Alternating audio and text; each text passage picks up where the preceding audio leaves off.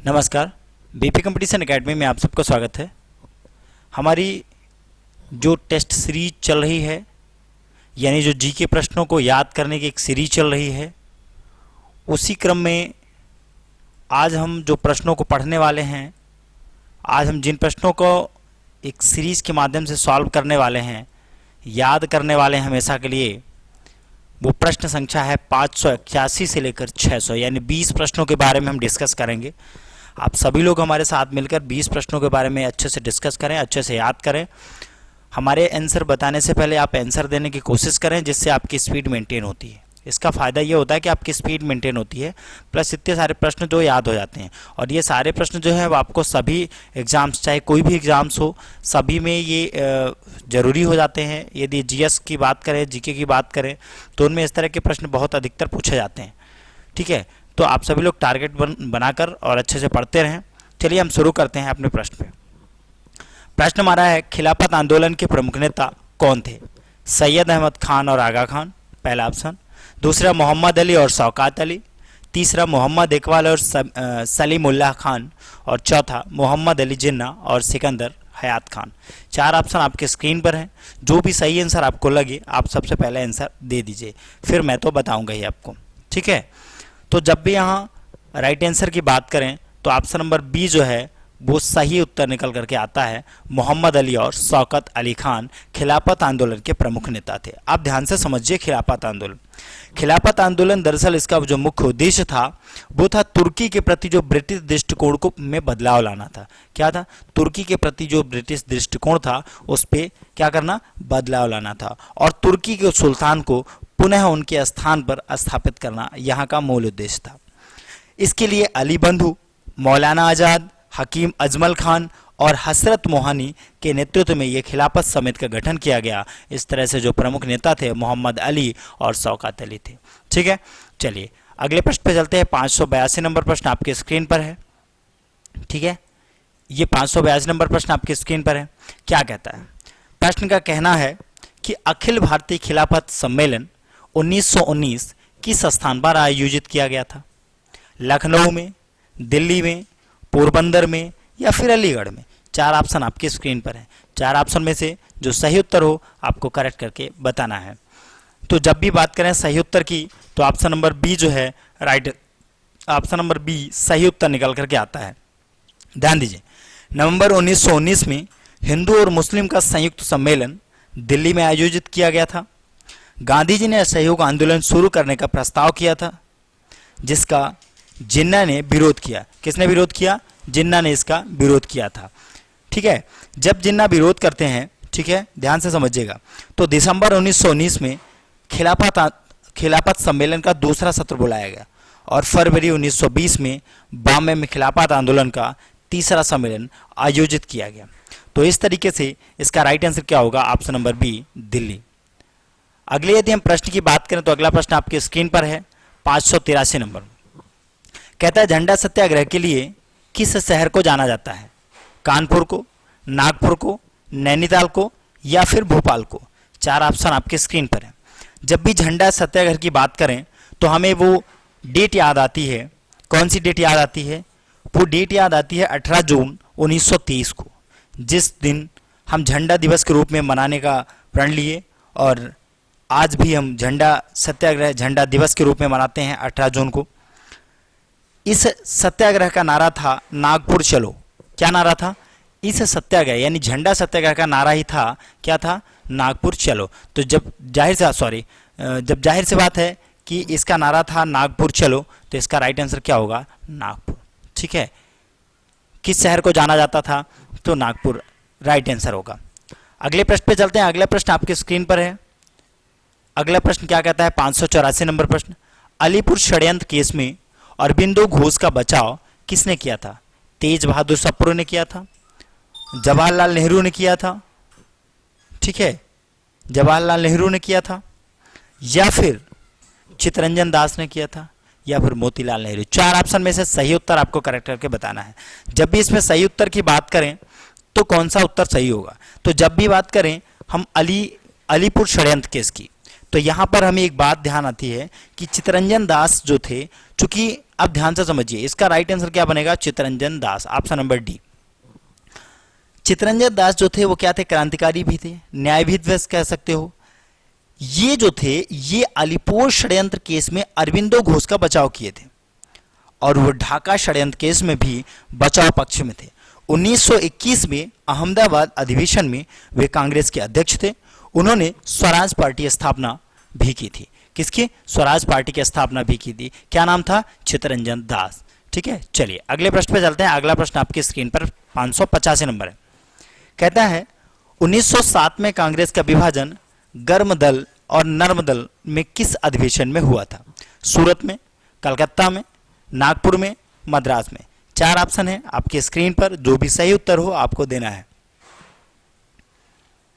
Option number A इसका सही उत्तर होगा सूरत। ध्यान से समझिए, ऑप्शन नंबर ए इसका क्या होगा, सही उत्तर होगा सूरत। क्योंकि भारतीय राष्ट्रीय कांग्रेस के सूरत अधिवेशन में 1907 में कांग्रेस का विभाजन गर्म दल और नर्म दल में हुआ था। कब हुआ था, 1907 में। कहां हुआ था, सूरत अधिवेशन में। गर्म दल लाला लाजपत राय को कांग्रेस का अध्यक्ष बनाया जाने के लिए सपोर्ट करता था, जबकि इस अधिवेशन में रास बिहारी बोस को अध्यक्ष चुना गया। लेकिन सपोर्ट किसको करता था, सपोर्ट करता था लाला लाजपत राय को। लेकिन इसके बावजूद भी रास बिहारी बोस को इसका अध्यक्ष बनाया गया। सूरत अधिवेशन का 1907 में हुआ था। अगले प्रश्न की बात करते हैं।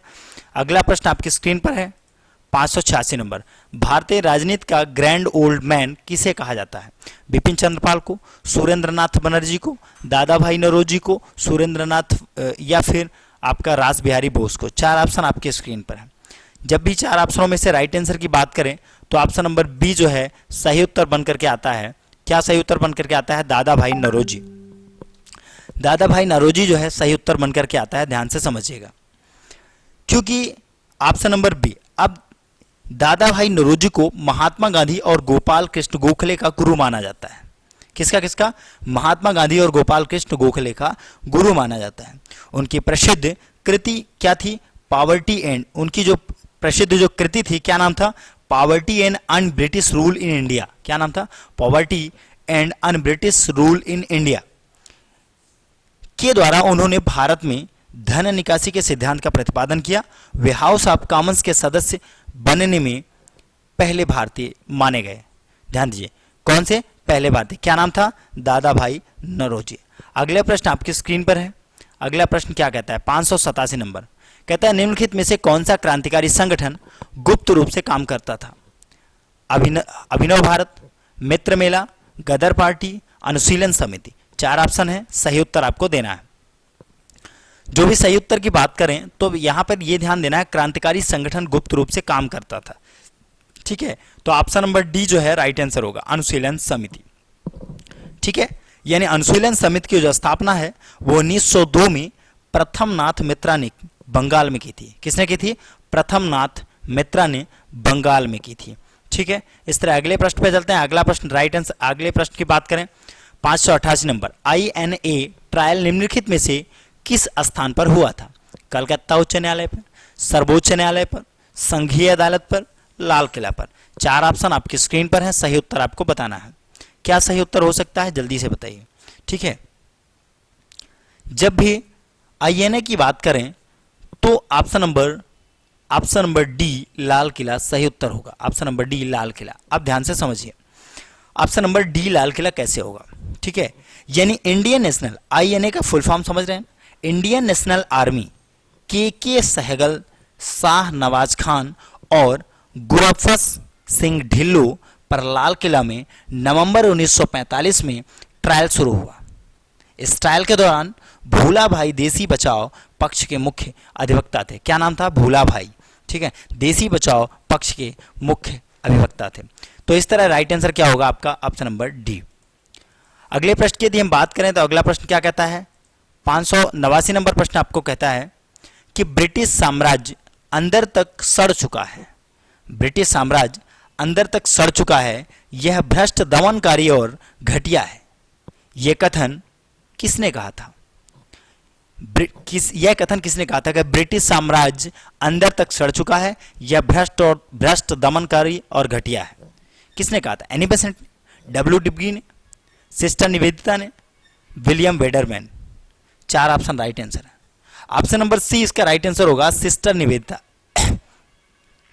ऑप्शन नंबर सी जो है इसका राइट आंसर क्या होगा? सिस्टर निवेदिता। अब ध्यान से समझिए, सिस्टर निवेदिता आयरिश स्कॉटिश सामाजिक कार्यकर्ता, लेखिका और अध्यापिका भी थी। ये स्वामी विवेकानंद की शिष्या थी। कौन थी? सिस्टर निवेदिता स्वामी विवेकानंद की शिष्या भी थी। अगली यदि प्रश्न की बात करें, 590 नंबर प्रश्न की बात करें, तो 590 नंबर प्रश्न आपकी स्क्रीन पर है। क्या कहता है? कहता है 1886 में निम्नलिखित में से किस संगठन का कांग्रेस में विलय किया गया? East India association, Indian national association, British Indian association, Indian league. 4 option आपके स्क्रीन पर है, सही उत्तर आपको बताना है। ऑप्शन नंबर बी जो है इसका सही उत्तर होगा इंडियन नेशनल एसोसिएशन। ध्यान से समझिए, इंडियन नेशनल एसोसिएशन। यानी कांग्रेस का दूसरा अधिवेशन 1886 में कलकत्ता में आयोजित किया गया। दादा भाई नौरोजी इस अधिवेशन में कांग्रेस के अध्यक्ष थे। इस अधिवेशन में इंडियन नेशनल एसोसिएशन का विलय कांग्रेस में किया गया था।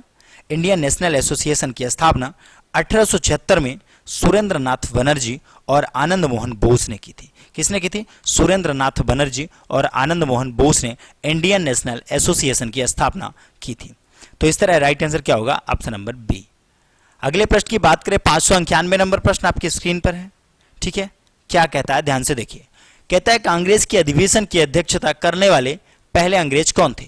जॉर्ज यूल थे, या फिर डफरिन थे, डब्ल्यू बेडबर्न थे, या उपरोक्त में से कोई नहीं। 4 ऑप्शन आपके स्क्रीन पर है, जो सही लगे आप आंसर दीजिए। यदि इस पर सही आंसर की बात करें तो ऑप्शन नंबर ए जो है राइट आंसर होगा जॉर्ज यूल। यानी जॉर्ज यूल स्कॉटिश व्यापारी थे। वे कांग्रेस के चौथे अध्यक्ष 1888 में बने। वे कांग्रेस के अध्यक्ष बनने वाले पहले गैर भारतीय व्यक्ति थे। कौन थे? पहले गैर भारतीय व्यक्ति थे। ठीक है, तो इस तरह राइट आंसर क्या होगा? Option number A. अगले प्रश्न की यदि हम बात करें, 592 नंबर प्रश्न आपकी स्क्रीन पर है। कहता है भारतीय क्रांति का पिता किसे कहा जाता है? दादा भाई नौरोजी को, गोपाल कृष्ण गोखले को, महात्मा गांधी को, बाल गंगाधर तिलक को। 4 ऑप्शन है, सही उत्तर बताना है। जब 4 ऑप्शनों में से सही उत्तर की बात कर लें तो क्या होगा? जल्दी बताइए। क्रांतिकारी, चूंकि भारतीय क्रांति की बात की जाएगी, ठीक है, तो ऑप्शन नंबर डी जो है राइट आंसर होगा बाल Gangadhar Tilak. Option number D जो है वो क्या होगा? राइट आंसर होगा बाल गंगाधर तिलक। अब ध्यान से समझिए, बाल गंगाधर तिलक 1890 में कांग्रेस में शामिल हुए। कब शामिल हुए? 1890 में कांग्रेस में शामिल हुए। वैलेंटाइन चिरोल ने उन्हें भारतीय क्रांति का पिता कहा। तिलक ने सबसे पहले स्वराज की मांग की थी। किसने? बाल गंगाधर तिलक ने सबसे पहले स्वराज की मांग की थी, इसीलिए इनको भारतीय क्रांति का पिता कहा जाता है। चलिए अगले प्रश्न पे चलते हैं। 593 नंबर प्रश्न आपकी स्क्रीन पर है। कहता है स्वतंत्रता के समय कांग्रेस का अध्यक्ष कौन था? जेबी Kripalani, Maulana Abul Kalam Azad, doctor Rajendra Prasad, doctor Rajendra Prasad. 4 option आपकी स्क्रीन पर है। ठीक है, जो भी राइट आंसर बताना है आपको। तो ऑप्शन नंबर इसका ए राइट आंसर होगा जेबी कृपलानी। अब बहुत बच्चे जेबी कृपलानी का फुल फॉर्म हमें बताएंगे। कमेंट सेक्शन में आप लोग जेबी कृपलानी का फुल फॉर्म बताइए, ठीक है ना। हालांकि मैं आपको बता देता हूं फुल फॉर्म, लेकिन आप लोग प्रयास करा करिए, ठीक है ना। ऐसे जब नाम आए तो उनके फुल फॉर्म याद रखा करिए। तो इनका नाम था आचार्य जीवंत राम भगवान दास। जेबी कृपलानी का नाम था आचार्य जीवंत राम भगवान दास कृपलानी। स्वतंत्रता के समय कांग्रेस के अध्यक्ष थे। वे गांधीवादी, समाजवादी, पर्यावरणविद और स्वतंत्रता सेनानी भी थे। क्या नाम था? जेबी कृपलानी। इस तरह अगले प्रश्न पर चलते हैं। अगला प्रश्न 594 आपके स्क्रीन पर है। स्वदेशी का प्रस्ताव कांग्रेस के किस अधिवेशन में पारित किया गया? मद्रास अधिवेशन 1903, बॉम्बे अधिवेशन 1904, बनारस अधिवेशन 1905, कलकत्ता अधिवेशन 1906। 4 ऑप्शनों में से जो सही आंसर है आपको बताना है, ठीक है। तो जब भी बात करें स्वदेशी का प्रस्ताव कांग्रेस के किस अधिवेशन में पारित हुआ था, तो जल्दी आपको राइट आंसर बताना है। ऑप्शन नंबर डी जो है राइट आंसर होगा कलकत्ता अधिवेशन 1906। कलकत्ता अधिवेशन 1906। अब ध्यान से समझिए, स्वदेशी प्रस्ताव 1906 में कांग्रेस के कलकत्ता अधिवेशन में पारित किया गया था। इस अधिवेशन की अध्यक्षता दादा भाई नौरोजी ने की। इससे पहले 1905 में बनारस अधिवेशन में ब्रिटिश वस्तुओं के बहिष्कार का प्रस्ताव पारित किया गया। 1906 के अधिवेशन में स्वराज बहिष्कार आंदोलन, स्वदेशी और राष्ट्रीय शिक्षा के प्रस्ताव पारित किए गए थे। तो इस तरह ऑप्शन नंबर डी जो है सही उत्तर होगा। अगले प्रश्न की यदि हम बात करें, 595 नंबर प्रश्न अगला प्रश्न है, उसकी यदि हम बात करें तो महात्मा गांधी कांग्रेस की किस अधिवेशन में मात्र एक बार अध्यक्ष बने थे? महात्मा गांधी कांग्रेस के किस अधिवेशन में मात्र एक बार अध्यक्ष बने थे? 4 ऑप्शन आपके स्क्रीन पर है। इलाहाबाद, गुवाहाटी, बेलगाम, काकीनाडा। 4 ऑप्शन आपकी स्क्रीन पर है। जब भी बात की जाए किस अधिवेशन में मात्र एक बार अध्यक्ष बने थे, तो ऑप्शन नंबर सी जो है राइट आंसर होगा, बेलगाम। ध्यान से समझिए, गांधी जी 1924 में भारतीय राष्ट्रीय कांग्रेस के सदस्य बेलगांव अधिवेशन में बने थे। क्या बने थे? भारतीय राष्ट्रीय कांग्रेस के सदस्य जो है बेलगांव अधिवेशन में बने थे। कब बने थे? 1924 में बने थे। तो राइट आंसर क्या होगा? Option number C. अगले प्रश्न की बात करें, अगला प्रश्न आपकी स्क्रीन पर 596 नंबर है। कहता है कि निम्नलिखित में से कौन ऑल इंडिया मुस्लिम लीग का संस्थापक नहीं था? नवाब मोहसिन उल मुल्क, मौलाना अबुल कलाम आजाद, आगा खान, नवाब सलीमुल्लाह खान। 4 ऑप्शन में से सही उत्तर आपको बताना है। जो भी सही उत्तर हो आपको सही आंसर बताना है, ठीक है। तो जब भी इसके राइट आंसर की बात कर लें तो चूंकि 596 नंबर के राइट आंसर की बात करें तो ऑप्शन नंबर बी जो है सही आंसर होगा, मौलाना अबुल कलाम आजाद। क्या होगा? ऑप्शन नंबर बी सही आंसर होगा, मौलाना अबुल कलाम आजाद। मुस्लिम लीग की स्थापना दिसंबर 1906 में आगा खान ढाका ने नवाब सलीमुल्लाह और नवाब मोहसिन उल मुल्क के नेतृत्व में की गई। मुस्लिम लीग ने बंगाल के विभाजन का समर्थन किया और मुस्लिम समुदाय के लिए विशेष अधिकारों की मांग की। तो इस तरह राइट आंसर क्या होगा? ऑप्शन नंबर बी सही उत्तर होगा। अगले प्रश्न की बात करें, अगला प्रश्न क्या है? 597 नंबर है। क्या कहता है? ध्यान से देखिए। प्रश्न का कहता है कि बंगाल में मुस्लिम पुनर्जागरण का पिता किसे कहा जाता है? सैयद अहमद खान को, अमीर अली को, नवाब अब्दुल लतीफ को, या फिर नवाब सलीमुल्लाह खान को। 4 ऑप्शन आपकी स्क्रीन पर है। सही उत्तर आपको बताना है। सही उत्तर जो भी होगा राइट आंसर आपको देना है। ऑप्शन नंबर सी जो है सही आंसर होगा, नवाब अब्दुल लतीफ खान को। ध्यान से समझिए, नवाब अब्दुल लतीफ खान 19वीं सदी में मुस्लिम आधुनिकीकरण के पथ प्रदर्शक थे। शिक्षा के क्षेत्र में इनका महत्वपूर्ण योगदान रहा, यानी इनको मुस्लिम पुनर्जागरण का पिता के रूप में जाना जाता है बंगाल में। तो इस तरह अगला प्रश्न पे चलते हैं। अगला प्रश्न है 598 नंबर। स्वराज हा माझा जन्मसिद्ध हक आहे आणि तो मी बिलवणारच, यानी स्वराज हा माझा जन्मसिद्ध हक आहे आणि तो मी मिला वणारच। स्वराज मेरा जन्मसिद्ध अधिकार है और इसे मैं लेकर रहूंगा। ये बयान बाल गंगाधर तिलक ने कहाँ दिया था? पुणे जेल में दिया था, या वर्धा जेल में दिया था, या फिर न्यायालय में दिया था, या फिर मांडले जेल में दिया था। 4 ऑप्शनों में से सही उत्तर आपको बताना है। तो जब भी सही आंसर की बात करें तो ऑप्शन नंबर सी जो है राइट आंसर होगा, न्यायालय जेल में। यानी बाल गंगाधर तिलक गरम दल के नेता थे। इन्होंने न्यायालय में न्यायाधीश के सामने कहा था कि स्वराज हा माझा जन्मसिद्ध हक आहे आणि तो मी मिलावटचा, ठीक है, यानी स्वराज मेरा जन्मसिद्ध अधिकार है, उसे मैं लेकर के ही रहूंगा। इनके बाद उन्हें 7 वर्षों के लिए मांडले जेल भेज दिया गया था। कहाँ भेज दिया गया? 7 वर्षों के लिए मांडले जेल भेज दिया गया था। अगले प्रश्न पे चलते हैं। 599 नंबर प्रश्न आपकी स्क्रीन पर है। कहता है सत्यशोधक समाज की स्थापना किसने की थी? आत्माराम पांडुरंग, गोपाल हरि देशमुख, MG रानाडे, ज्योतिबा फुले। 4 ऑप्शनों में से सही उत्तर आपको बताना है। जब सही उत्तर की हम बात कर लें तो चूंकि सही उत्तर क्या होगा? सत्यशोधक समाज की बात की गई है, तो ज्योतिबा फुले राइट आंसर होगा। ज्योतिबा फुले एक विचारक, समाज सुधारक, लेखक और दार्शनिक भी थे। ये महाराष्ट्र में 1873 में सत्यशोधक समाज की स्थापना की थी। कब किए थे? 1873 में। कहाँ किए थे? महाराष्ट्र में। किसकी स्थापना किए थे? सत्यशोधक समाज की स्थापना किए थे। अगला प्रश्न आपकी स्क्रीन पर है, ठीक है। अगले प्रश्न की यदि हम बात करें तो अगला प्रश्न आपकी स्क्रीन पर 600 नंबर है और अंतिम प्रश्न है। कहता है भारतीय होम रूल लीग के पहले अध्यक्ष कौन थे? Joseph Baptista, Annie Besant, NC Kelkar, VG Tilak. 4 ऑप्शनों में से सही उत्तर आपको बताना है।